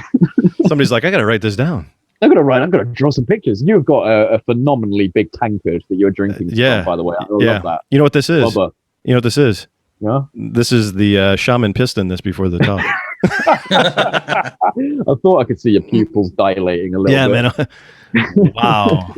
I saw that battle as you described it. Yeah. I mean, I think when you see the orbs and the light beings and all those kinds of beings or whatever. Sorry.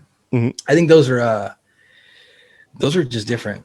It's a different species or a different type of being, because the grays are obviously not the same kind of thing there. And I also think too that there are many cases, if you look and check out close encounters and abduction cases, where they don't even seem that smart. I always bring up this idea that they peek behind the walls. People are always like, they were peeking. I saw something. There's this idea that they're like hiding in the shadows, when really the whole, if you look at what happens when people get abducted or have a close encounter, right? They seem like they can't control what's going on. It's like they get kind of like their emotions get controlled. They're under some sort of they're like guided through the whole thing, right? Even if they're having a bad experience and they're screaming in their head, they're not like responding. Yeah. So this idea of the weak alien gray or the weak aliens is kind of, it's wrong to think that way just because we're imagining weak as like strength. But if they can just control anybody, they're super strong. It doesn't really matter how strong your muscles are if I can pop your brain like a grape. Exactly. You know? Exactly. But there are cases where like they don't seem that intelligent, like the way they walk around, the way they move. People have said like they seem clunky and they just, and almost then you got like people that might be robots, almost like they might be robots, right? Mm-hmm. But it makes me wonder, like, how intelligent are these guys? Like, we have this idea of they're all smart. They know more than us. Exactly. And all that shit. Exactly. Yeah. What if it's just like the Bob from down the street who's just slightly a moron, but still has a good car. Yeah. Well, and just shows up, right?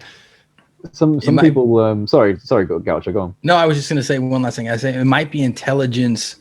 Their form of intelligence might be completely different from our form of intelligence. So it's like, I was going to say maybe, and again, just maybe, and this is mainly borrowing from the fact that a lot of contact experiences with Greys seem to be relatively emotionless and cold, is that what if they're missing something, i.e. emotions?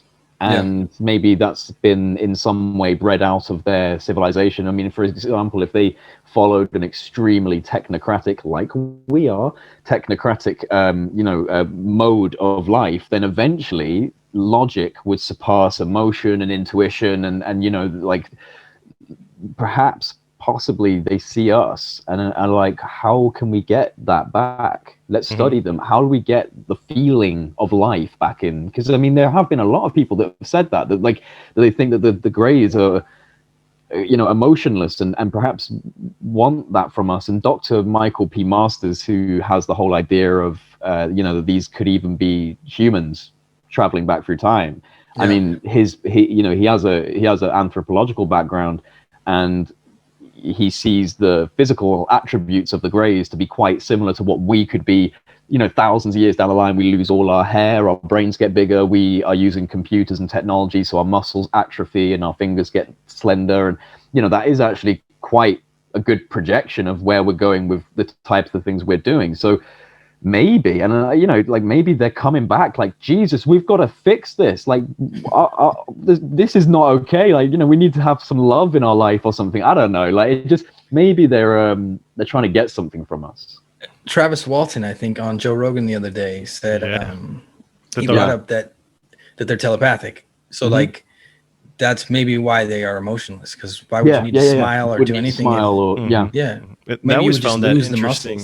That was so interesting, man, because I grew up with that story. Yeah. It was so interesting that how Hollywood fucked him on that. I was really angry listening to it. I was like, I can't believe they changed the story so much. They didn't like that. Would have been a way better. There's a really cool clip, and I can't remember, somebody shared it, but it was another guy who did like a podcast, and he had like, like actors do like act out. Have you seen that one? You know what I'm talking about? No. Like, yeah. So there's like a guy who, this is probably like 10, 15 years ago, but like had like acted out that thing where he was talking about he had like a blonde guy pick him up. He had it was really cool. I'll show it. But anyways, it's just like, it was like a blonde guy in a bubble helmet and like grabbed him and looked like a Nordic. You know what I mean? Like He grabbed him and took him out of there, and then another blonde chick, and then they like grabbed him, and it's like we're saying, what if they're all working together? Or what if they're just anatomical, biological android devices that we would think of like drones now? But what if we created like the biology, but the biological drones?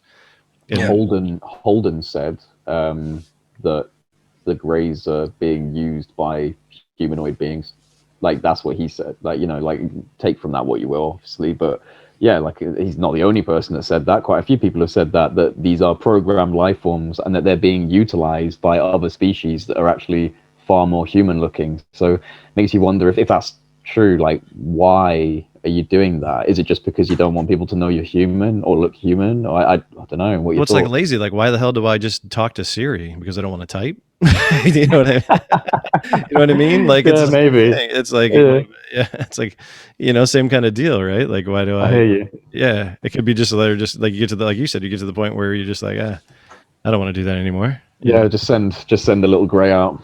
Yeah. Well, isn't it weird too that we talk about the abduction phenomenon, the hybrid program, and there are humanoid aliens? So what is the point of creating human hybridization? Yeah.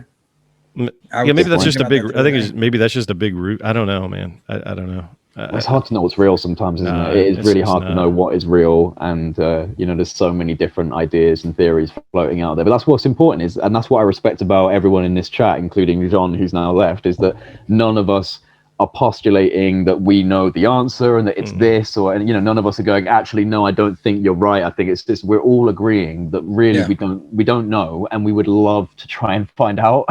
That's the essence of this. But what happens when we do? I don't know. I guess I stopped doing videos. I actually don't know. That's when the monks show up and go, we got to go away for 9 months or 9 years or whatever it is. Sweet, I'm down for it, man. I'll do it. I mean, when I guess you're going to have to think of a smart way to tell everybody what you know in a believable way. There you go. You can't just come out and tell everyone what happened to you or what. No. Like you can share your experience, but if you actually know 100% what's going on, that's what kind of confuses me about Stephen Greer's the C5 thing. Yeah. Because he says like that he's in contact, or that he made contact and that they taught him how to do this. And I always imagine like the being like, wait, how he's making money from this? Like the being that taught him is like, wait a minute, I never agreed to that. That's the only thing. Everything else just kind of feels like I say I don't have a bias when it comes to Greer, and I don't have a bias when it comes to a lot of people, because I feel like this is super important. Yeah. And it's unexplained, right? So we have to try our best to work together and accept everybody's thoughts and theories, and then build your own, right? But until one of us can prove what's going on, I mean, that's what I'm saying. We got to open up a portal, boys. But literally, like all of us have had experiences that when we said to other people. I mean, all of us have had experiences that we know each other's experiences, and none of us have gone, that guy's fucking crazy. We know that we've talked to other people that we've said this experience to, where they're going, okay, this guy's out of his mind, right? Members of my family, right? Yeah, family, friends, all those things are just kind of distance yourself from it. So it's like, until it literally happens to you. I mean, like I could turn this thing off, and the light being could come out of my freezer behind me and have this conversation with me, and I can call you guys back and tell you, and you guys would be like, I'll be like, whoa, but it'd be like, okay, I didn't see it. Yeah, but you guys would be a little bit more accepting or understanding, or hearing me, but like the majority of the people wouldn't. So unless there's some mass thing that happens to a great number of people where nobody can deny this fucking happened, I don't see it. I mean, but maybe we open the portal. I don't know. Maybe it's already open. If anyone can do it, we can do it, boys. That's it. I got enough reindeer piss. We're gonna got enough of that shaman piss. But definitely, I don't think disclosure is going to be like the answer. At least the government disclosure we're going to get. Yeah. I think we might finally be in a world where people are like, yeah, UFOs are real. And then they'll be like, but we don't know what they are. Mm-hmm. And that's going to be, then there's going to be a whole nother process of that's where we're us trying to, it is, but there's still people that are like waiting. Like, you see them on social media that they're bringing up old stuff from 2 years ago. And they're like, did you know this happened? I can't believe aliens are real. And I'm like, wake up. I'm like, dude, I've been looking at that for years. Catch up. My friends are always sending me shit, and I'm like, seen it. Seen it, reported on it. Talk to the dude who knows the guy. Talk to the dude who knows the guy. Yeah, exactly, man, for real. I always think it's crazy that if that moment does come where it's just widespread, they're gonna be like, oh, you know what? Ask that guy. He knows.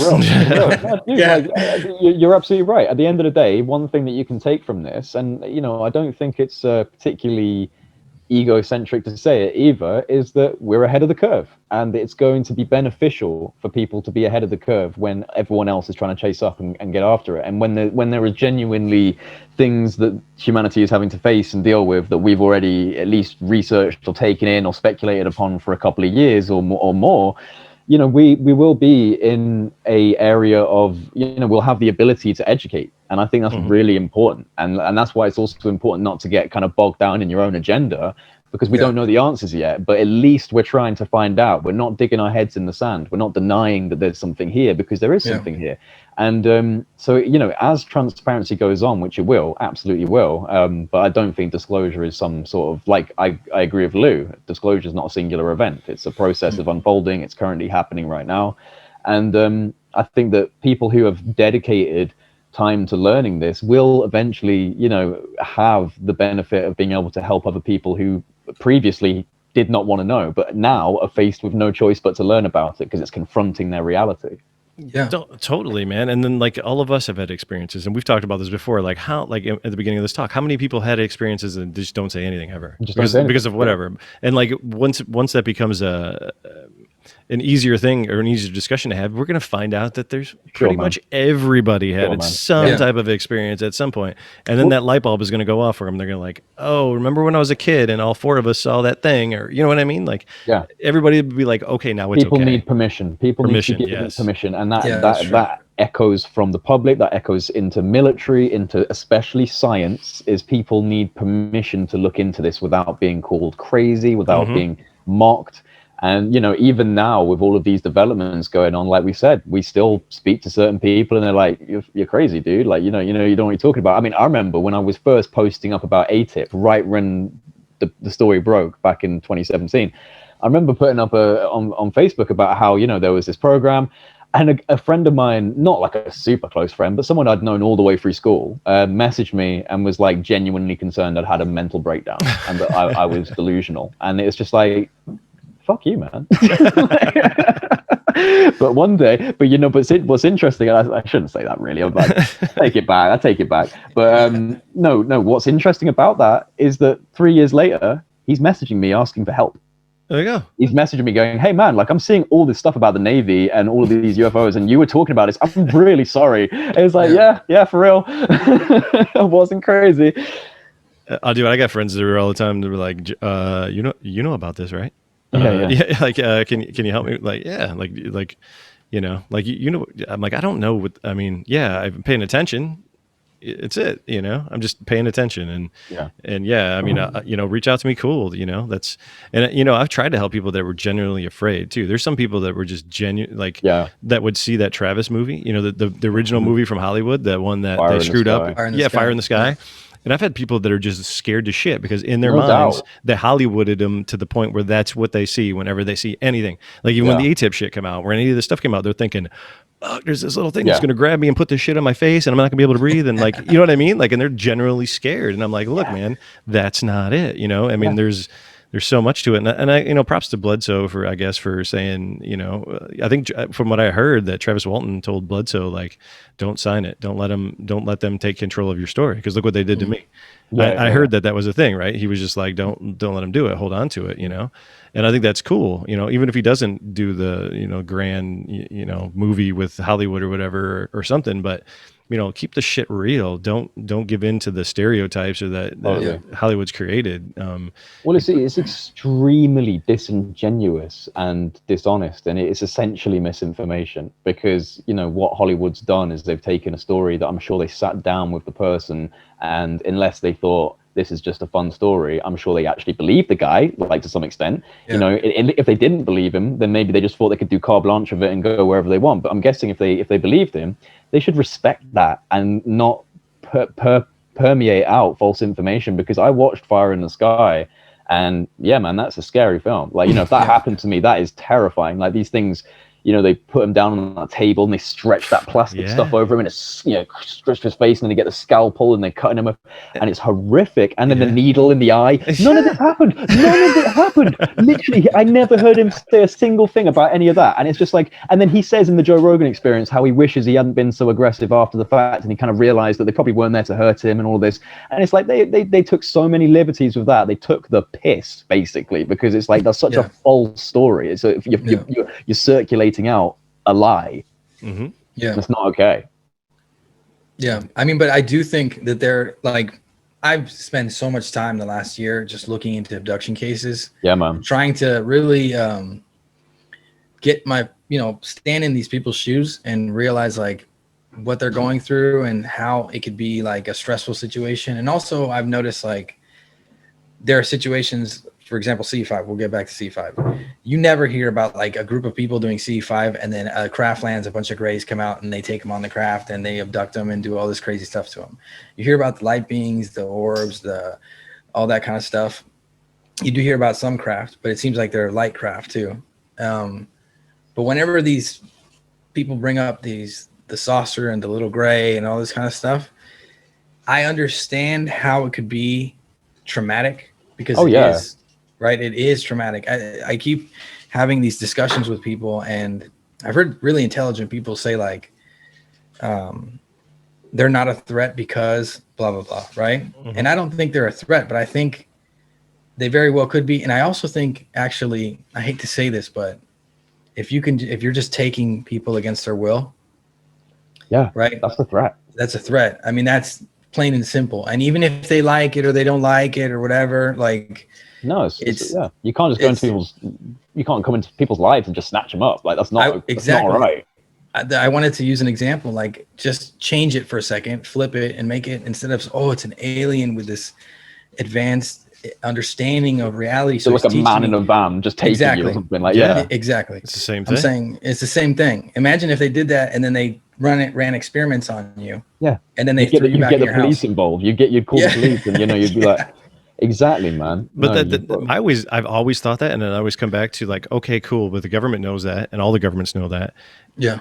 Where the fuck would they tell anybody? Because they can't do shit about it. Yeah, I mean, imagine saying to your citizens, there is a power that is able to literally just take you from your home. It can even come through your walls. Sorry, we can't do dick about it.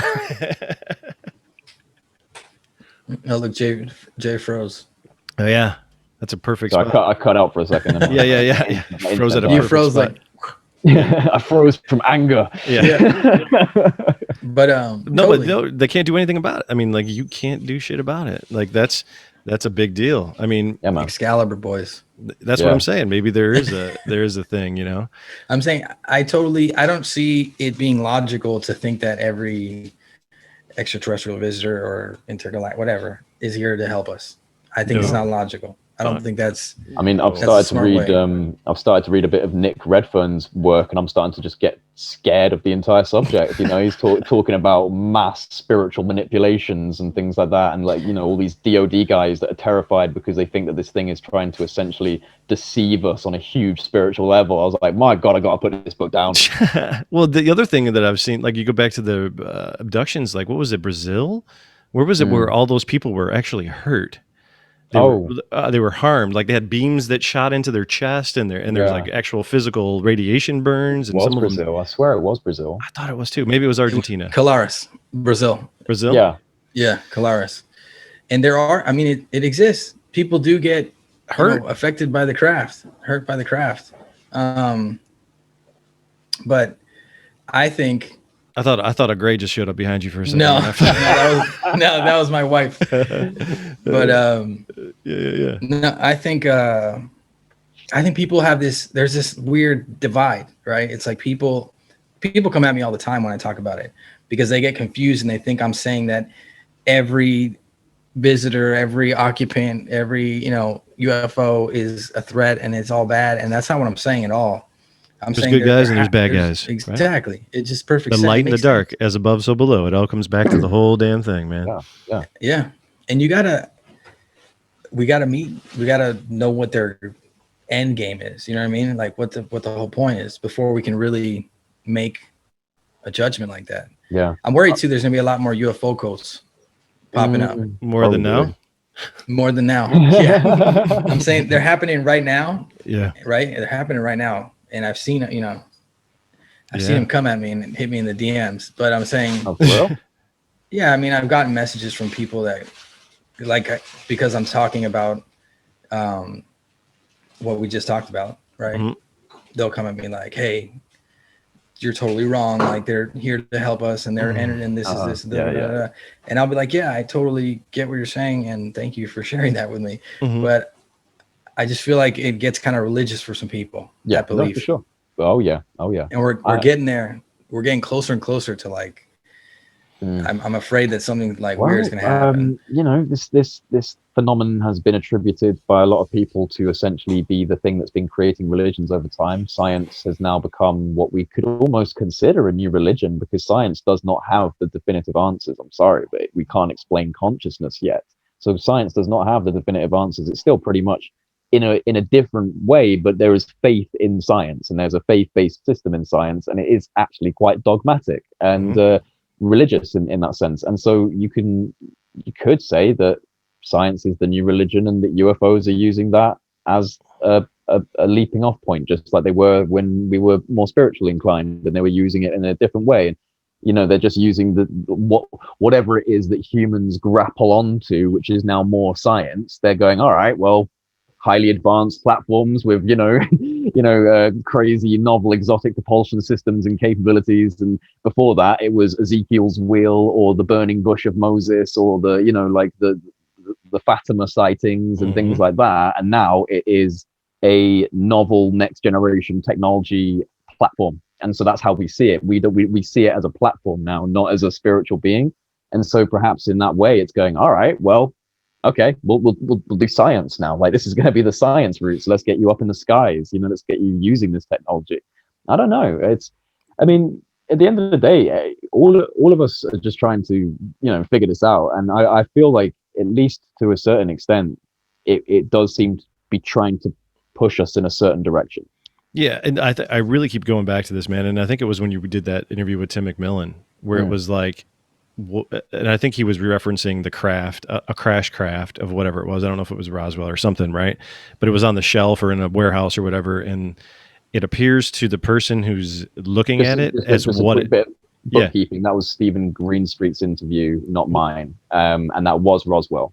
Okay, so Stephen Greenstreet's interview with Tim McMillan. Okay, yeah, and he was saying, whatever it is, it appears to the person who's looking at it of whatever you need it to be. Yep, it changed on different people's perceptions of it. Changed. It's like, what is that? It's a physical thing. It's a physical thing, but I'm looking at it. It's an egg. Yeah. You're looking at it. Yeah. It's a cigar. Gaucho's looking at it. It's a whatever, right? It has a telescope coming out the top of it. Like, well, that's what you were saying, Gaucho. That's what you were saying about the Sakura incident and the Tic Tac. It's like, maybe it's just a perceptual template, that we put onto it, and a lot of people believe that this could just be a template that we put onto it. But I don't know, man.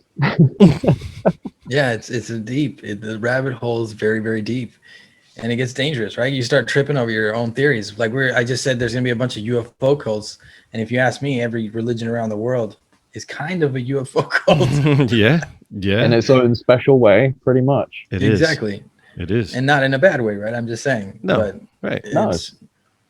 What's cool, though, about all this thing is that we got each other. And I really appreciate you guys. And I'm being serious about all that. Yeah, honestly. 100%, man. No, totally. I agree. And like, I'm so happy that we could just converse and talk about these things and not be, there's no ego involved, and there's no grandiose who's going to figure it out. I mean, I think the only way we're going to get there is we just work together and we just keep doing this. And I really appreciate you guys. Honestly, truly, truly do. Yeah, no, I feel that, man. And I echo it. I feel exactly the same. Me too. Totally. Yeah. And, how much longer do you want to go? Because I might have to get some dinner on soon. I'm going to pee my pants in a minute. You have been chugging a lot of Shaman Piss. That Shaman Piss has went right through me. I can tell you that. Gone straight through you. Yeah. Well, I wonder if you pee it out again and drink it again if it does anything. Even stronger. You're going to be tripping for days. I am not a shaman, but I play one on YouTube. Yeah. Oh, shit. No, man. Seriously, guys, thank you so much.